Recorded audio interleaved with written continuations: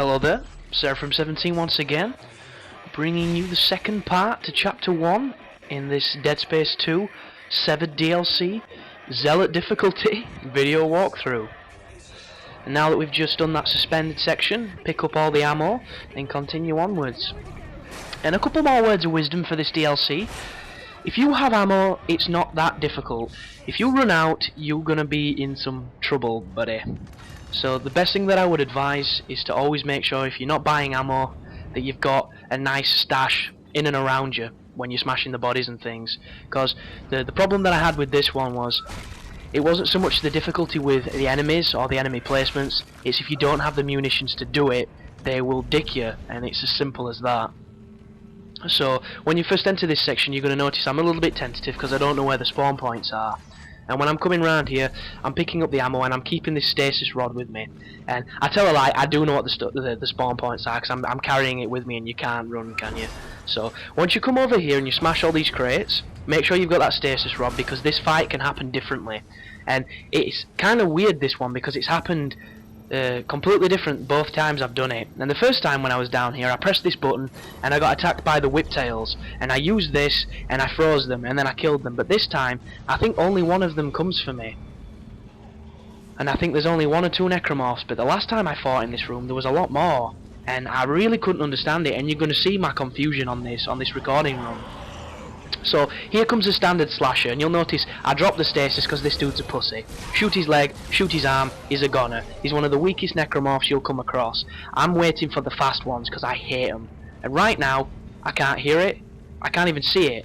And I'm thinking, what the hell is going on? There's usually slashers, usually whiptails, and there's nothing. And I think it might just be forgetting from my first playthrough that I'd activated 2 instead of 1, but I activate this one and I'm a little bit tentative to look up that ramp because I'm thinking there's one's going to attack me from somewhere. I know for certain they're gonna. So I come back here, I grab this, and lo and behold I see him spawn on that vent on my left up there.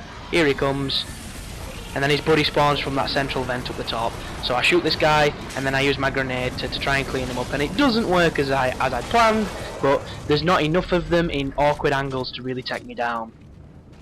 And what you're going to do now is, don't press the third button. What I want you to do now, and this is going to save you a massive fight, is run around this room and dismember every one of these soldiers.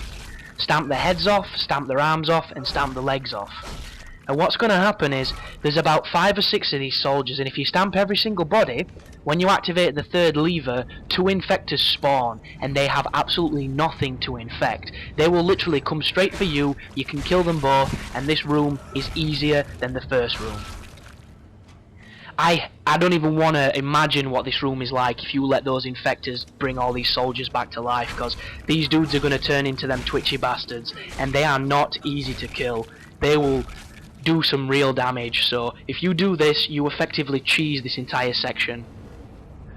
And I'm hoping this is going to be popular in the guide, because this looks like one of those rooms that people might struggle on if they don't have the insight of playing past Dead Spaces and knowing exactly what to do in these kind of situations. So make sure you stamp all the bodies, dismember them. You need to take pretty much every limb off. You might just be able to take the head off and get away with it, but I wouldn't risk it, because I'm thinking the developers are finally going to get around this and make a unique transformation for the necromorph if you do dismember the bodies, but at this moment in time, touch wood, they haven't done that. So once you're confident that you've smashed all the bodies, if you come over here, this is the final button, and when you press this final button, 2 infectors will spawn at the bottom, the lights will go out, and if you back up to where I stand, they climb over the railing to my right there, and you can shoot them both with the seeker rifle, very simply. So there they are, that's one. He's looking for bodies, he hasn't got anything to infect, they jump across here, I nail him with the seeker gun. And if that isn't the best strategy for this room, I don't know what is. Because you have effectively skipped a potentially difficult section. So that's pretty awesome. Then all you have to do is navigate this goddamn dark area all the way across to the other side of the catwalk where the door is now opened. And I don't know about you guys, but this DLC is a lot darker than the main game. The lighting team must have been having a real field day with this one. So cruise through here, and you'll notice I aim at doors because you never know which one's going to have a bloody necromorph behind it. But I come to the shop, I have 30,000 in credits, I've got a ton of shit to sell, so you'll notice I sell the contact ammo, I sell everything. I even sell the flamethrower because I hate it. fucking hate that gun. If you like that gun, don't leave me 20 messages about how it's brilliant, because I understand how any gun can be good if you put enough time into it. It's just me personally, don't dig the flamethrower whatsoever. I know John Carpenter's probably rolling in his grave, but you know, what can I do? It's not done me any justice. But when you come over here, there's going to be another one of the benches, and as I said from the start, I'm going to be upgrading my pulse rifle as quickly as possible, because it's the workhorse of this DLC, because it already starts semi-upgraded, and it's just fully functional to take down everything that they fire at you. But carry on up here, and let's see what we've got. So straight away you come into this room, and there's a bit more ammo. There's a node up on the wall, and you'll recognise these places from when you came through as Isaac, because this is close to the end. And when that dude spawns, if you fire a grenade at him, it'll kill him instantly. You'll get his superconductor, and you don't have to worry about any trouble. He's a nice big pussy, him. But this is I think it was chapter 12/13 when you were in the mines. So you will recognise this, and watch out for him, because he's sneaky there. The first time I played this, I couldn't even see if it was a body or what it was, and I was shining my light at it and it stood up. So he will try and catch you out if you're not careful, but clean him up, get the med pack, and then continue onwards. But considering that this was only 560 Microsoft points, I think it's a really, really polished piece of content. I really did enjoy it, and it's got possibly one of the most epic finales I've ever played in a piece of DLC. Admittedly, the finale is kind of weak because it's easy and it seems like it could be really challenging, but my god, I loved it. I really did. It was one of those kind of jaw-dropping moments of just that realization. And right here, this room's hard. When you come in here, watch what I try and do. I try and shoot the goddamn explosives and it fails, and I take the leg off that whiptail. So it does work to my advantage, but be careful here, because as soon as the two whiptails spawn, a puker does. And he's a fucking sniper, him. That dude's like Tom Berenger. He's ridiculously accurate.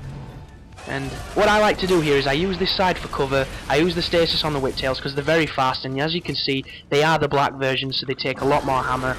And then just try and snipe this dude. And I'm going to be tentative when I push up through this room, because I don't realise I've killed all the whiptails, because my first time through this room I had a bit of trouble. I was getting spawned on left, right and centre because I rushed it, and you'll notice I'm not pushing up this time. I'm really taking my time. I'm making sure everything's loaded. I'm making sure all the advantages are on my side. And right now I've effectively killed everything in this room, so I'm safe, and I just don't realise. So once you've cleaned up however many I just killed, I think there's 3 whiptails and 1 puker, you're safe for the rest of the room. And then you can run around and pick up the ammo, and you can carry on to the next section. And don't worry if you lost some life in that encounter, because in the next room there is 2 med packs, because when we go out of the next door there's going to be a little bit of a boss fight. And I didn't realise it was a boss fight at first. I thought it was going to be an interactive cutscene, but it is a boss. And what you have to do is you have to fire the explosive tubes, the explosive rods, at the boss. And if you kill it in under 30 seconds, you'll get an achievement, which I get in this run, because the first time I didn't do it in under 30 seconds because I didn't realise I had to kill it. So there is a trade-off though. I get shot by the boss, and I didn't get shot the first time through, so it must be a luck thing. But as soon as you start, fire the explosive rod at the helicopter or whatever it is, pick that one up, fire that one at him, and then there's one just in front of me here, but I can't for the life of me telekinesis it, so I end up using the one to the left of me. So for whatever reason that wasn't working. I don't know why. I get shot again, but I noticed that one spawned, so I just throw that at it, and I get my achievement. Ship shape! And you can carry on now and walk around the other side, but I wasn't sure it was dead. Because I didn't know what that achievement meant. But once you've destroyed that, you have effectively done chapter 1, and we'll be pushing on to chapter 2, which is probably the longer and the more difficult section of this DLC. You just have to activate this and get a little bit more exposition to the storyline of Severed. Because I've just talked over the little twist there, and it turns out that the person that told you to get your ass out of the mines, who was one of your buddies, is also being contracted to kill you and to kill your missus, because your missus is an important character for plot lines in the DLC. So here we go. This is the introduction to the start of chapter 2. He has a little bit of a discussion with Maxine. And I'm not too sure if you can skip this. I don't think you can skip anything on this game. But that's the end of this video, guys. I hope you're enjoying the walkthrough. It's a short and sweet one. The next project coming your way is either going to be Castlevania Lord of Shadows or Killzone 3. I'm hoping for Killzone 3, but it's out of my hands, as I've mentioned before. So for the meantime, I hope you're enjoying the Call of Duty. There's going to be 3 or 4 more coming up in the next few days. You guys take care, and thank you for your time.